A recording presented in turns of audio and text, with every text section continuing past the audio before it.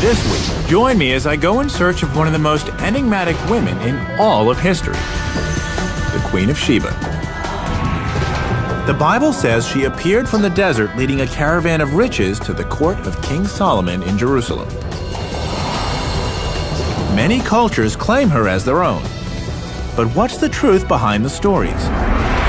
To find out, I'll explore ruined temples in Ethiopia, follow ancient caravan routes through biblical lands, and head into the dangerous tribal no man's land of modern Yemen. We're digging for the truth, and we're going to extremes to do it.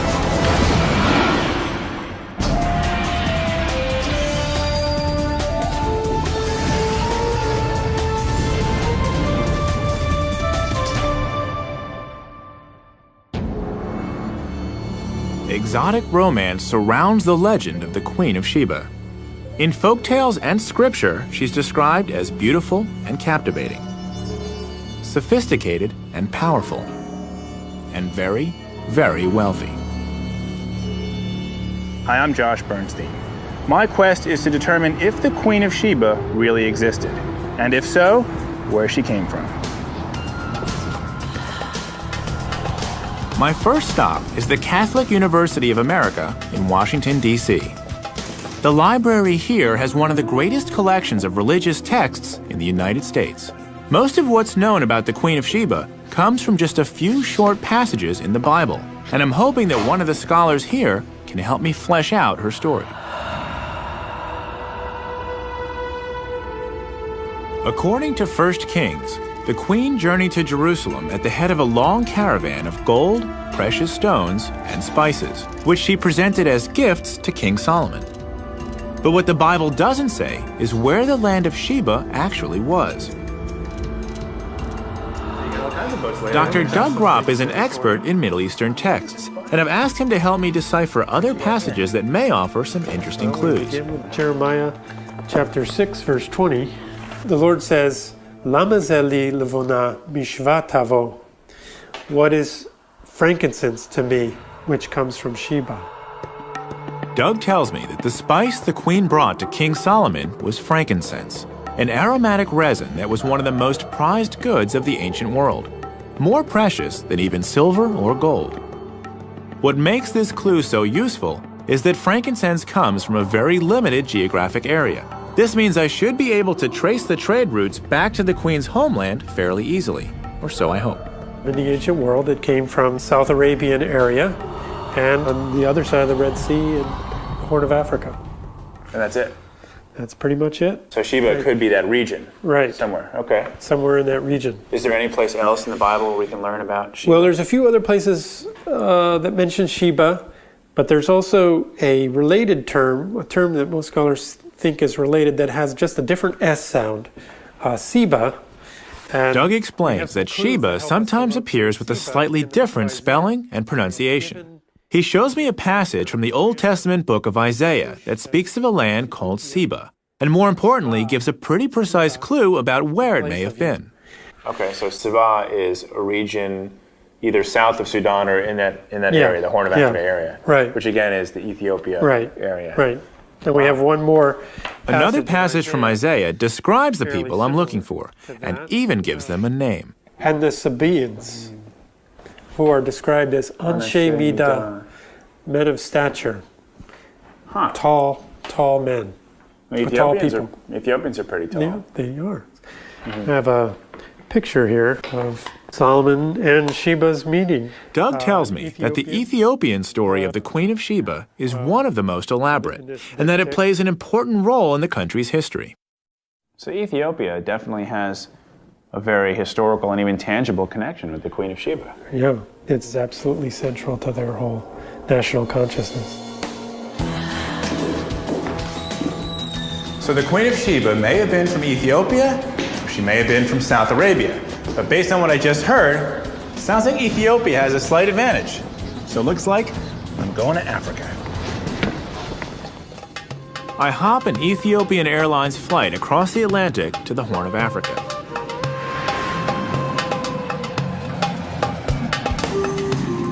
I've been to Ethiopia before, looking for the Ark of the Covenant, and I'm really excited to be back.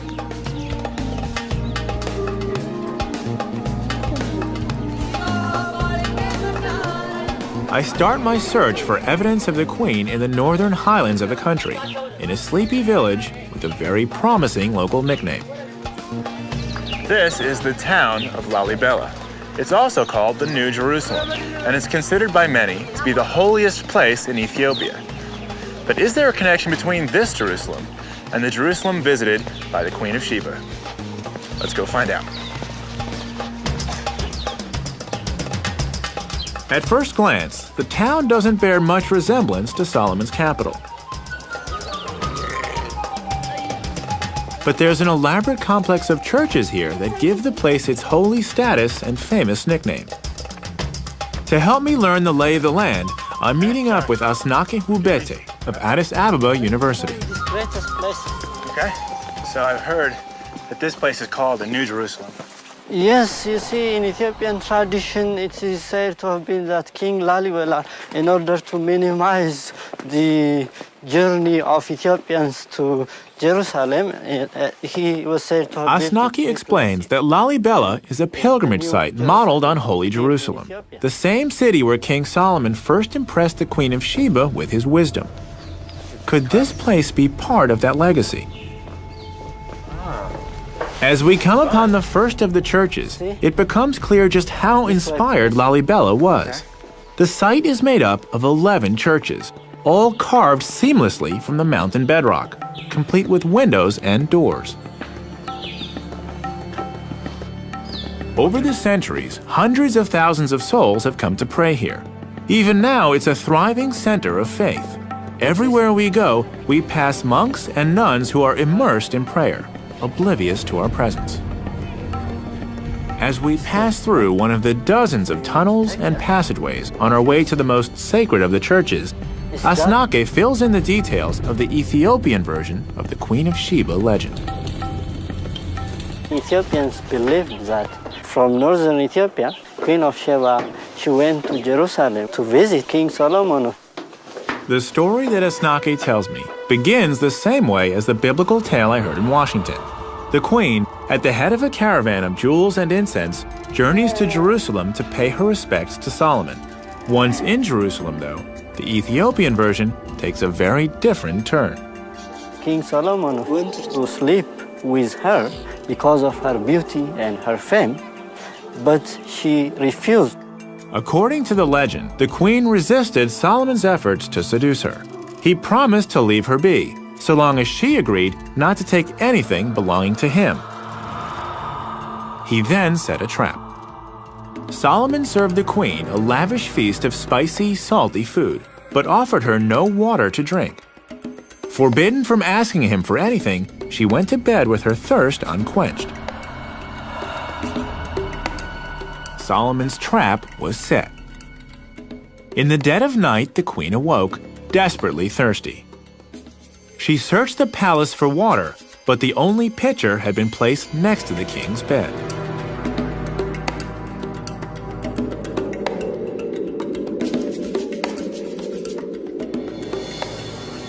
The queen had broken her promise, and Solomon felt entitled to break his. According to the legend, the queen bore Solomon a son as a result of that night. Named Menelik I, he founded the Solomonic dynasty in Ethiopia, a dynasty that lasted 3,000 years and ended only with the death of the Emperor Haile Selassie in 1975. Drawing such a connection is a critical part of Ethiopian history and identity. By tracing their descent to Solomon through the Queen of Sheba, the Ethiopians thus become children of Israel and among God's chosen people.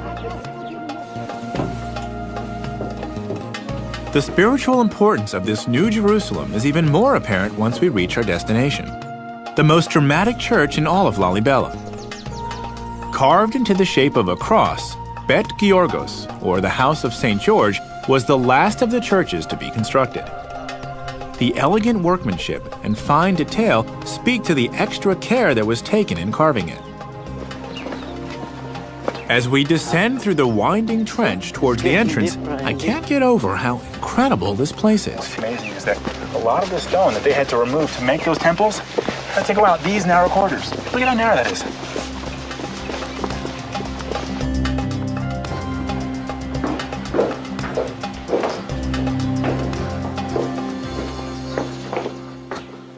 Once we're inside, it's clear that other visitors here have been even more affected by the magic of this place. So there are people who... Some of the monks spend years living like hermits in holes carved in the wall, to be as close as possible to the church and to God. Some of them would never leave the church and pray all the time here throughout their life. The whole lifetime. Yes. Living and praying. Wow. And some of them never leave this holy place. So people really did everything they could to be close to this place. Yes, yes. And this is one example. For instance, these are skeletons of people who were believed to have come from Jerusalem, Jewish people. Asnaki shows me the skeletons of pilgrims that the local folklore says came all the way from Jerusalem to pray here at Lalibela. Wow. It's a little bit creepy, huh? Yeah. Their piety was so great that they were left here in death to continue their devotion. Yes. They came here to pray. Yeah. And then they spent their whole lives here. After they came here, they decided to remain here throughout their life. And they died. It's clear that Jerusalem and the Queen have a profound spiritual influence here. But what does this tell me about where to find her? This is a very nice question. Asnaki says that Lalibela was completed only 700 years ago. Scholars believe the Queen of Sheba would have ruled in the 10th century BC, nearly 3,000 years ago. So I clearly need to go further back in time to find a tangible connection to the Queen. But Asnaki tells me there is a civilization in Ethiopia that could date back far enough. I just have to travel a bit farther north to find it. Could this be the Sabaean kingdom that Doug told me about back in Washington? I've come to the Horn of Africa searching for the Queen of Sheba and learned that one of the gifts she brought to Solomon was frankincense, which comes from only a few places around the Red Sea. In Ethiopia, I visited a place called the New Jerusalem, where I learned how important the Queen is to Ethiopian national identity. Now I'm following a lead that's brought me into Tigray province, the heart of frankincense country. I've hooked up with my old friend Misgana Gananu to learn more about this precious commodity. So frankincense has been used in Ethiopia for thousands of years. This is from 1,000 years ago. The land of frankincense. The Bible says the Queen brought Solomon quantities of incense that would never be equaled. Learning the history of frankincense in Ethiopia could shed light on whether the Queen might have started her journey here. So frankincense is used throughout Ethiopia in all types of religious ceremonies. All type of religious. When we have the church mass service, it should not be without incense. No incense, no service, no incense, no life. And now we're going to go see how it's actually Now done. it is the same way of the doing from old tradition until now. So the process hasn't changed too much. Not too much. Everything is doing by hand. We've come to the town of Shire, where frankincense is still processed in the traditional way for sale throughout Africa and the Middle East. Working in this building inside. As soon as we walk in, I can see why he said things haven't changed much. This is how they are preparing for market, for selling. Everyone here is working on frankincense. When they come Here in Tigray province, frankincense is a major part of the local economy, just as it's been for millennia. Production involves every member of the community. So the mothers work here, the fathers are out there collecting this. They're collecting And the kids don't really have any place to go, so they come here and help They their come moms. here and helping the family, the elder, Okay. the parents. Why don't you show me what's happening right here? She is cutting and separating the best quality incense. Frankincense is harvested as a resin that oozes from cuts made into the boswellia tree. Frankincense is actually in the bark. The process isn't actually that different from tapping maple trees to make syrup. Only with frankincense, the resin is allowed to harden on the trees. The resin-encrusted bark is then sliced off and brought here, where these women separate the hardened incense from the wood. That's not so good. We want... So good, sharp round. You think? That's round. I decide to give it a try. She's happy. She's like, hey, he's helping me. Or she's like, hey, he's messing up all my hard work. We'll find out soon. Is that a good piece? No? Ah, okay. See that? A little speck there? That's got to come off. I want to make it as clean a resin as possible, right? Clean resin? Yes. Clean resin. She's got to have a really good eye for that, you know? What happens next? Okay, I'll show you now. Okay. Okay. Thank you. Now a second.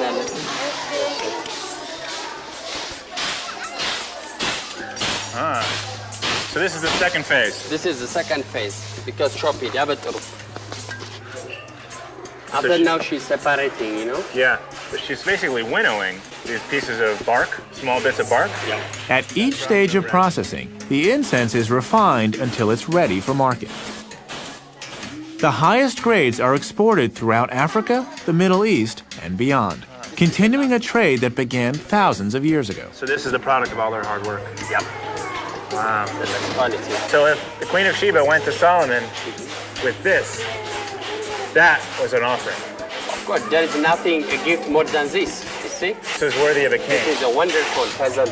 It is more than gold. Wow. If frankincense has been such an integral part of the economy and culture here for so long, perhaps Tigray province could have been the land of Sheba.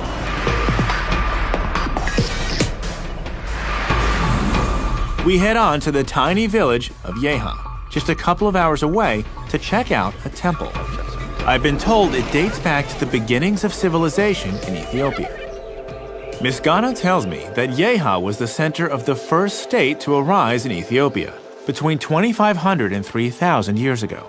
This puts it around the right time for the Queen of Sheba. Could there be any relationship between this place and the mysterious Sabaean civilization? The temple is now little more than a shell, but with its high, well-built walls, it must have been quite a sight in its day, perhaps even suitable for a legendary queen. The complex has since been converted into a Christian church, but the shrine's pagan past is apparent everywhere. Elements from the original temple, like these antelope heads built into the church wall, are still revered. Inside, the monks show me their most prized artifacts, inscriptions removed from the temple. Unfortunately, no one here can read them. In fact, the language they're written in doesn't even come from Ethiopia. What the monks can tell me, though, is that the language they're written in is Sabaean, and that it comes from South Arabia. This is exciting information. Doug Gropp told me that the queen might have come from either the Horn of Africa or South Arabia. The evidence here at Yeha indicates that her people may have immigrated to Ethiopia from Arabia, which means I'm hot on the trail.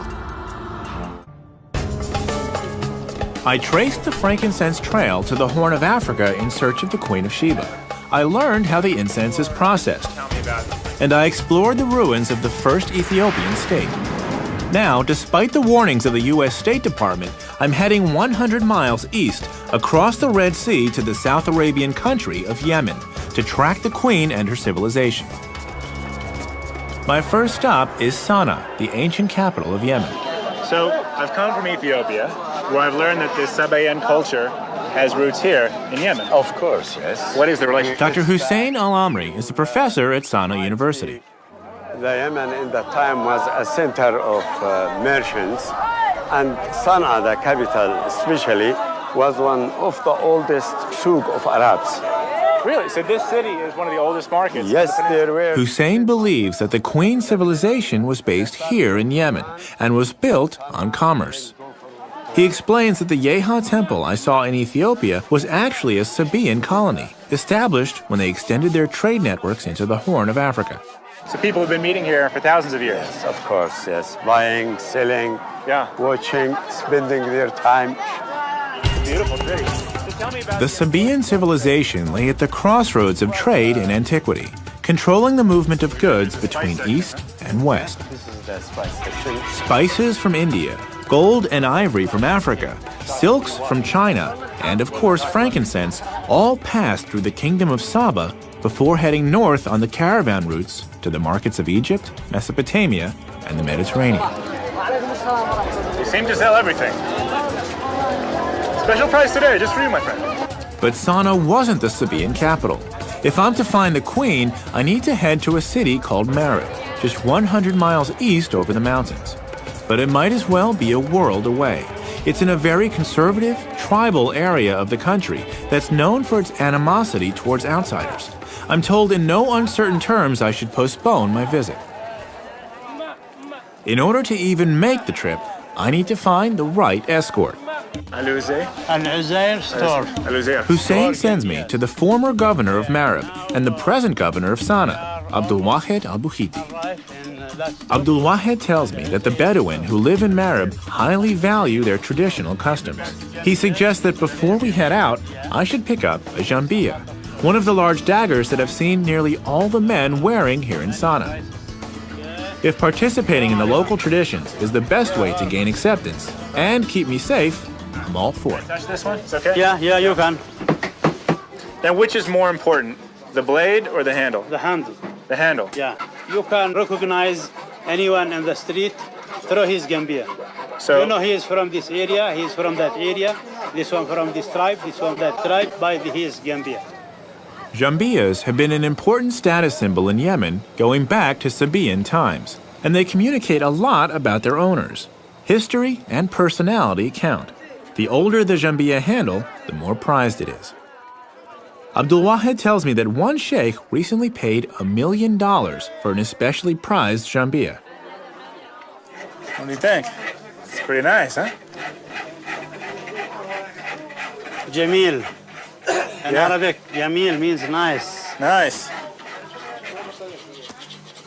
Good? Very good. Like this or like? Very good. I Okay, guess that's it's okay. just straight up, yeah? Yeah. You are Sabaean. Shukran? All right, this Now is that fun. I've got my jambiya, Abdul Wahed gives me a lesson in another time-honored Yemeni tradition. Cut. We chew it like this. Yeah. You can use it. Yeah, exactly. Oh, wow. How you taste it? Yeah, it's got a weird taste. Yeah. Kind of tangy, bitter. It's not. Very It's not dry. sweet. Very dry.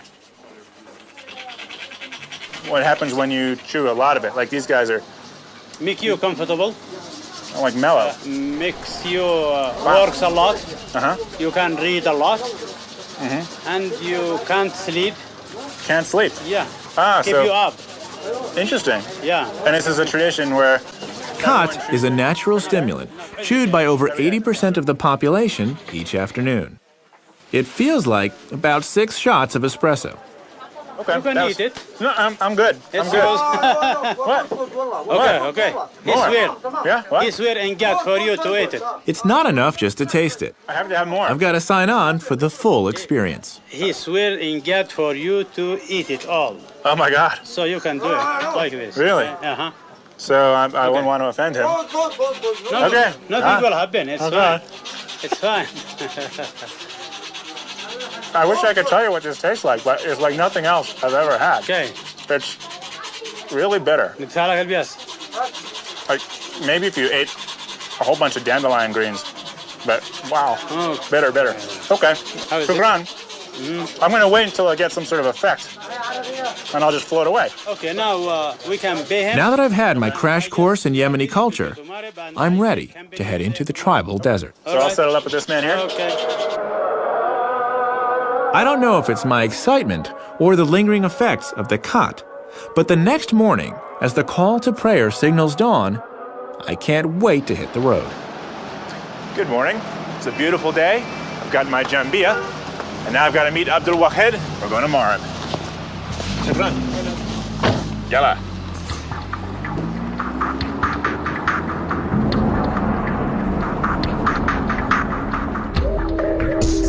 The road to Marib takes me from the mountainous highlands of Sana'a through some spectacular scenery to the flat, dusty edge of the vast desert known as the Empty Quarter.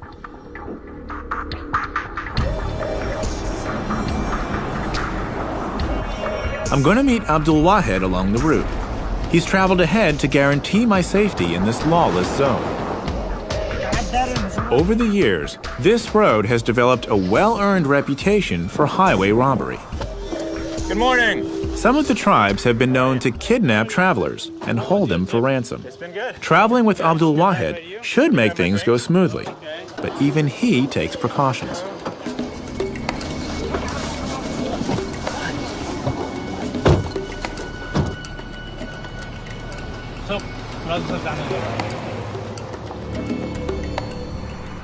I gotta admit, This is my first time traveling in a car with 3 armed guards carrying machine guns. It's a little unsettling. You always travel with guards? Huh? You always travel with guards? With armed guards? Yeah. When you come to Marib, you need to have guards. Things have gotten better in recent years, but the 14 checkpoints we passed through along the way speak to the still volatile conditions.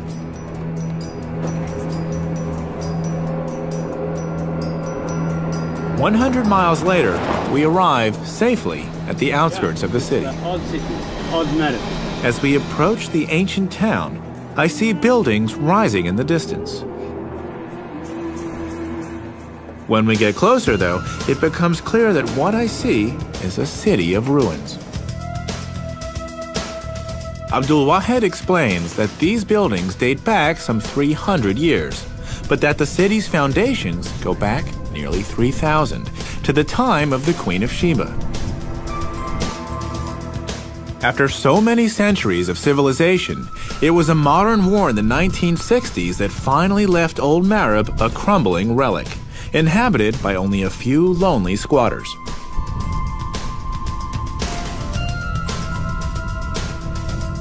As we move on, I can only hope that the rest of Marib's ancient past hasn't met a similar fate, and that something of the Queen can still be found. I've traveled from the Horn of Africa to the deserts of Arabia in search of the Queen of Sheba.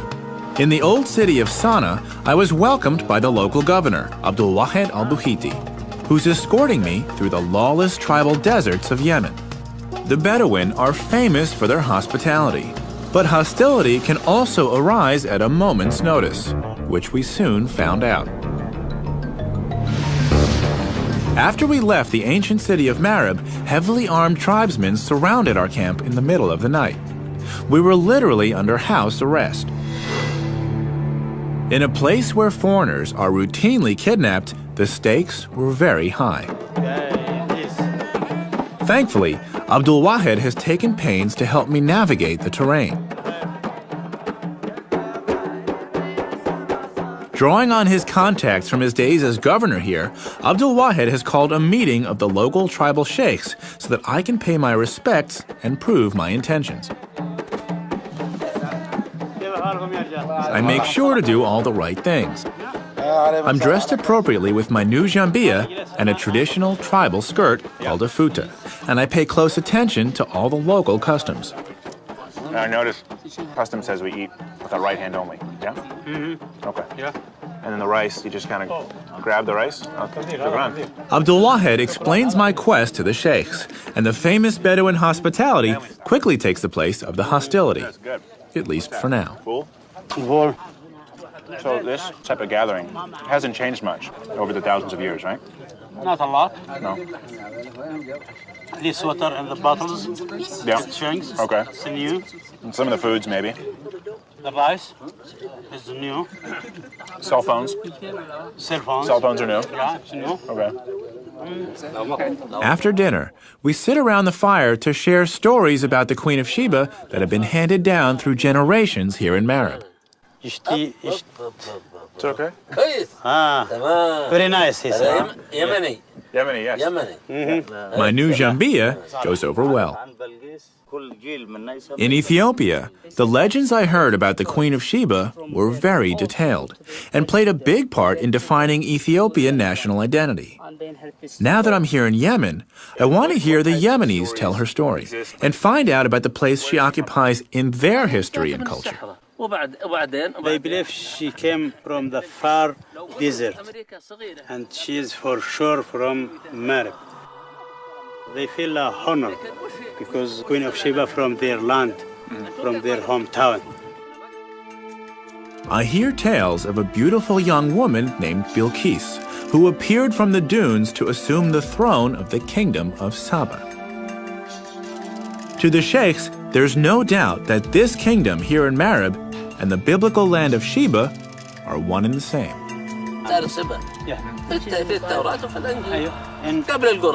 In the holy books.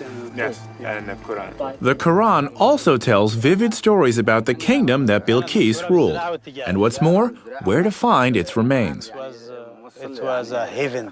Sheba have 2 heavens. The sheikhs explain that the land of Saba is described in the Quran as land of the 2 paradises. The name comes from 2 oases created by a massive dam the Sabaeans built here in Marib, a dam whose ruins, they tell me, can still be seen nearby. It sounds like I need to go to see this dam and to explore Marib further. Do I have the permission of the sheikhs to do so? هل يستطيع أن يعتبر أنه لديه تصريح من المشايخ يتحرك بمارب حيثما يشاء؟ هذه تعتبر سير مع الجنبية يمنية. This Gambia, it's like a permission for you to go anywhere. Okay. And if I have their permission, that's all I need. Shukran. And thank you for this. This was شكرا على العشاء، شكرا على هذا الوقت، شكرا على المقابلة، شكرا.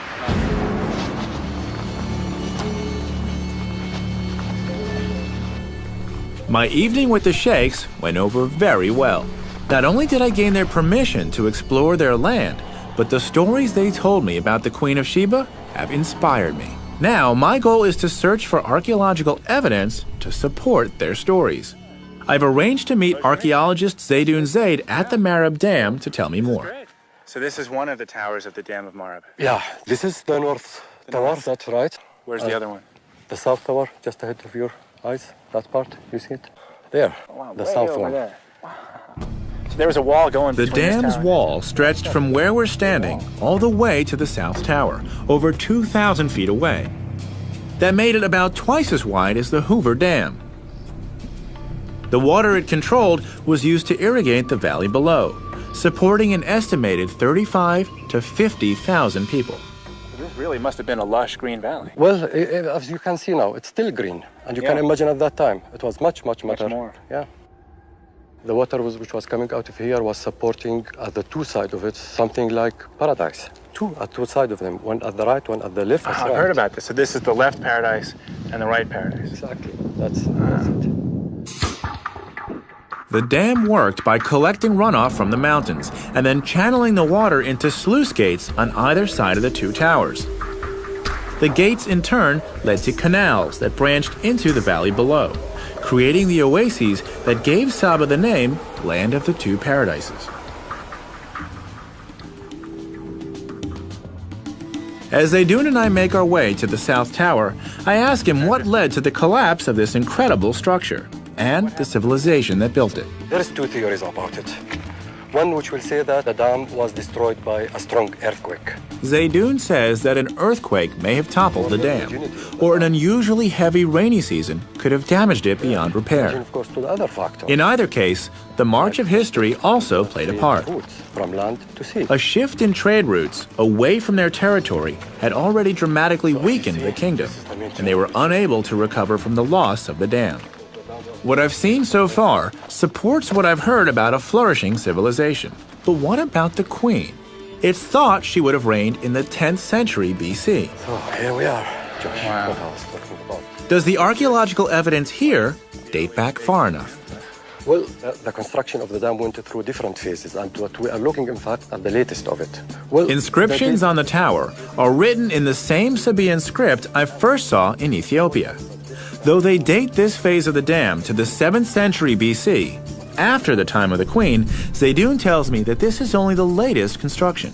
Its origins go back far earlier. The Sabaeans continually updated and improved their dam over centuries. The Sabaean civilization managed to block this canyon in 1500 BC. So they finished building the dam at that point. But the history of damming using water goes back up to 3200 BC. If this is true, the Sabaean civilization in Marib would have existed at the time the queen made her journey to Jerusalem. In fact, it would have been thriving. All that remains is to find her, and Zaydoun has an answer for that, too. So it would make sense that somewhere in this region is a palace, and perhaps a queen. A queen with a temple. Is that true? Is there someplace around here where that exists? Yeah, exactly. The temple of the Queen of Sheba. Right here? Right here.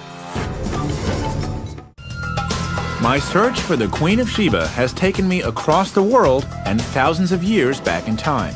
In a religious archive, I heard the stories of her journey to Jerusalem to visit King Solomon.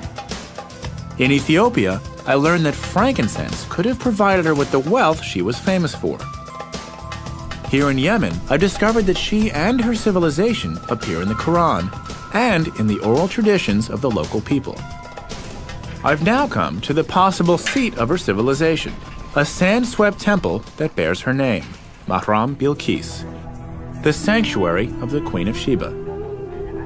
To learn what it reveals of the Queen, I'm meeting up with another extraordinary woman.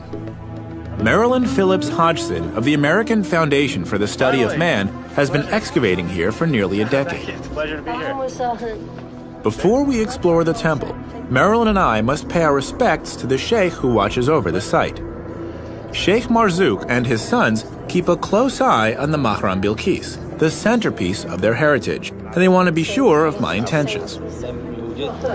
I'm grateful that the sheikh is welcoming me because he's packing a lot of heat. My explorations here in Marib have attracted some attention, and while I have the blessing of the tribes to be here, I still have to tread carefully.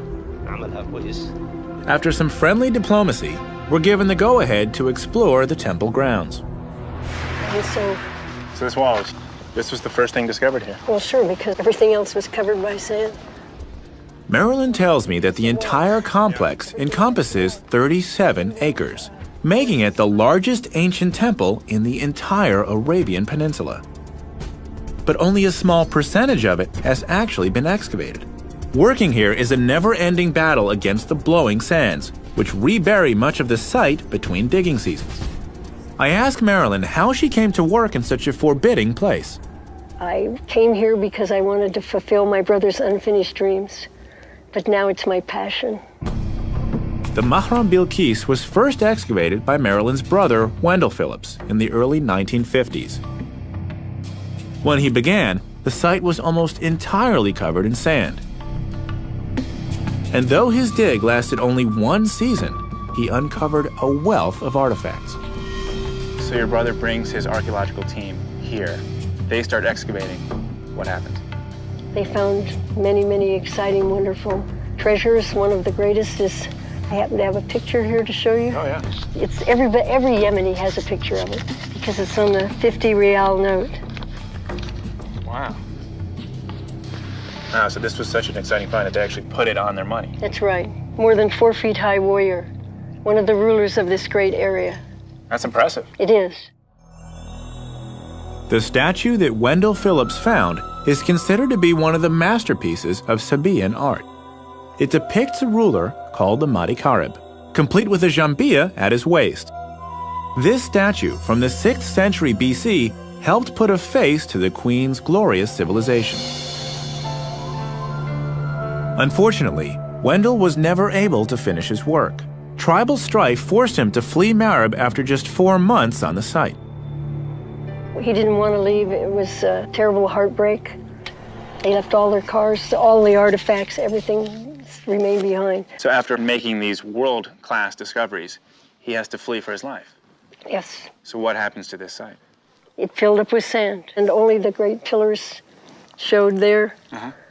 And the Awam enclosure, the Great Wall. This space that we're sitting in now, 18 feet above us, was all sand? All sand. Nearly 50 years passed before Marilyn and her team were able to return to Marib. Since work has resumed, the Foundation has unearthed much more of the site. This is like the Library of Congress, then? Yes. We're joined by the Assistant Site Director, Yemeni archaeologist Abdul Ghalib, who shows me some of their recent discoveries. So anything that had to do with daily life or was important to them, they put on these stones. They built it here. The Mahram Bilqis is literally covered in inscriptions from top to bottom.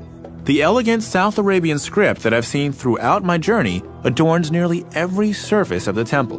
This inscription talking about social, economic, and about the tribes, the names, and what they believe, Abdu tells me that all aspects of daily life were recorded here, from ritual dedications to social and economic histories. But the lower part of the temple for different And the kings. Foundation's team has only scratched the surface. So, Below this? below this.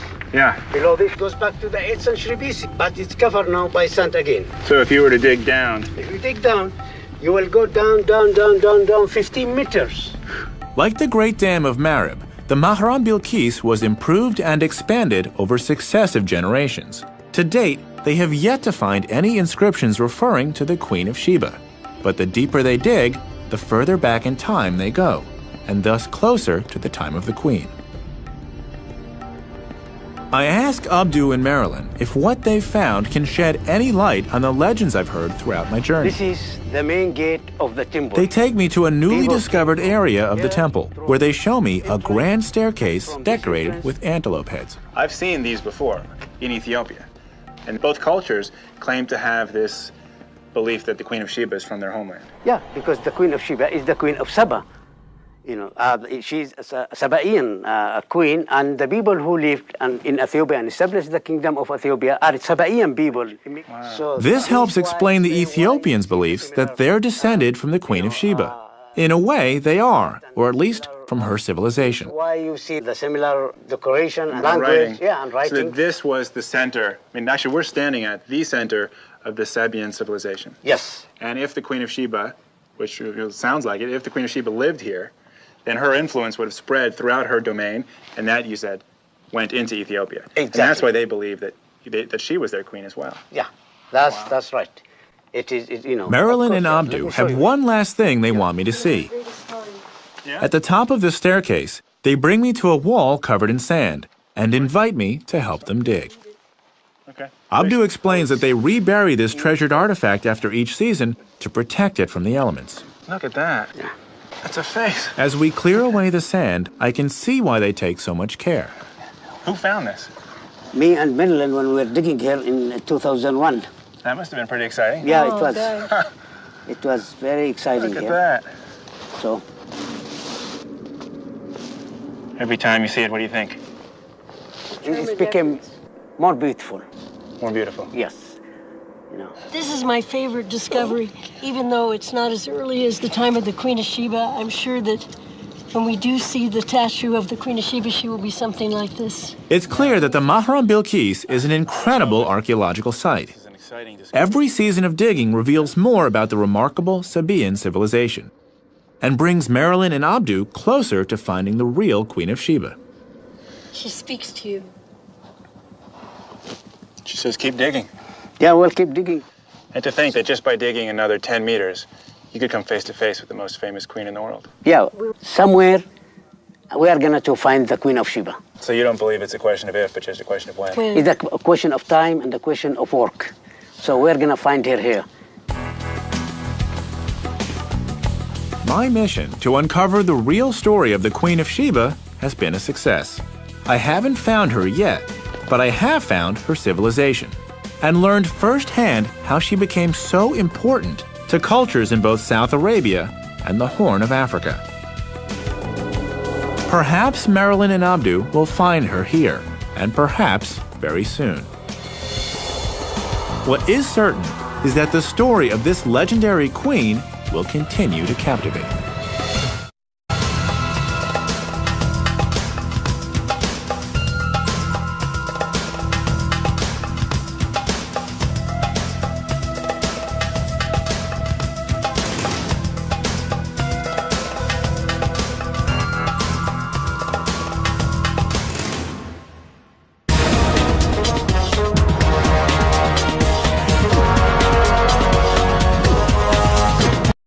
This week, join me as I go in search of one of the most enigmatic women in all of history, the Queen of Sheba.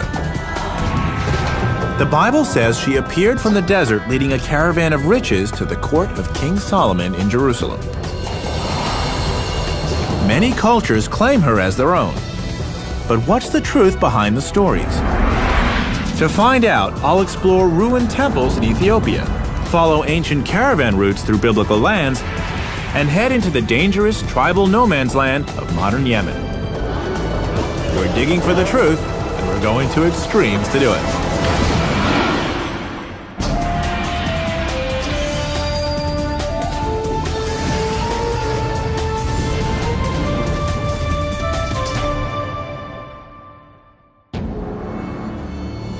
Exotic romance surrounds the legend of the Queen of Sheba.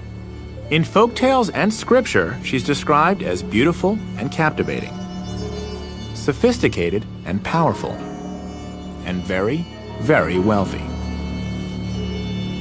Hi, I'm Josh Bernstein. My quest is to determine if the... And we have one more. Another passage from Isaiah describes the people I'm looking for, and even gives them a name. And the Sabaeans, who are described as Anshe Midah, men of stature. Tall men. Well, tall people. Ethiopians are pretty tall. Yeah, they are. I have a picture here of Solomon and Sheba's meeting. Doug tells me that the Ethiopian story of the Queen of Sheba is one of the most elaborate, and that it plays an important role in the country's history. So Ethiopia definitely has a very historical and even tangible connection with the Queen of Sheba. Yeah, it's absolutely central to their whole national consciousness. So the Queen of Sheba may have been from Ethiopia, or she may have been from South Arabia. But based on what I just heard, it sounds like Ethiopia has a slight advantage. So it looks like I'm going to Africa. I hop an Ethiopian Airlines flight across the Atlantic to the Horn of Africa.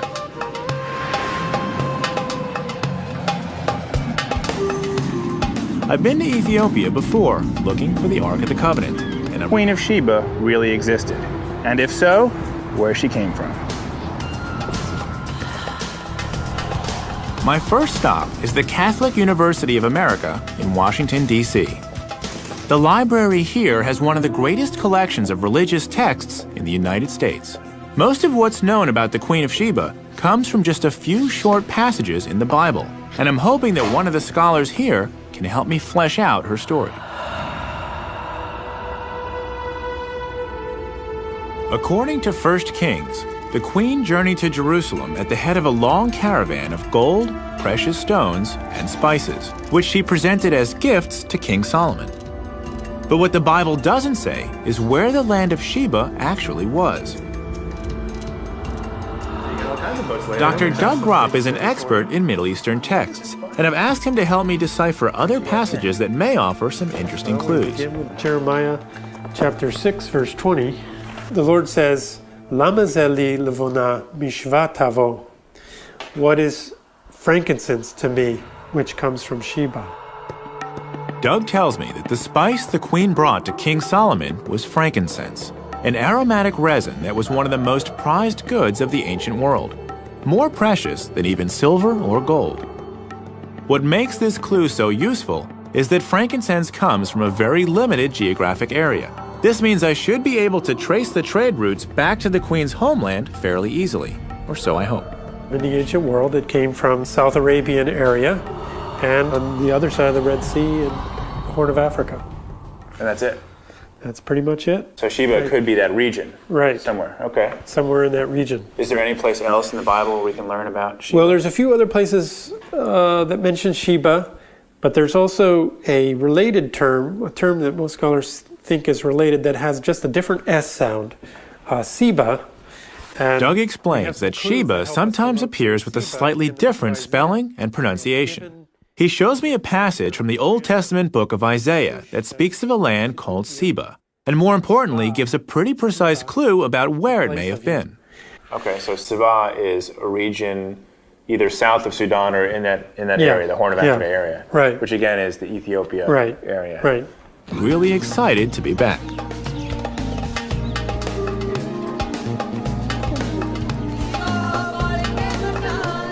I start my search for evidence of the Queen in the northern highlands of the country, in a sleepy village with a very promising local nickname. This is the town of Lalibela. It's also called the New Jerusalem, and it's considered by many to be the holiest place in Ethiopia. But is there a connection between this Jerusalem and the Jerusalem visited by the Queen of Sheba? Let's go find out. At first glance, the town doesn't bear much resemblance to Solomon's capital. But there's an elaborate complex of churches here that give the place its holy status and famous nickname. To help me learn the lay of the land, I'm meeting up with Asnake Hubete of Addis Ababa University. Okay, so I've heard that this place is called the New Jerusalem? Yes, you see, in Ethiopian tradition, it is said to have been that King Lalibela, in order to minimize the journey of Ethiopians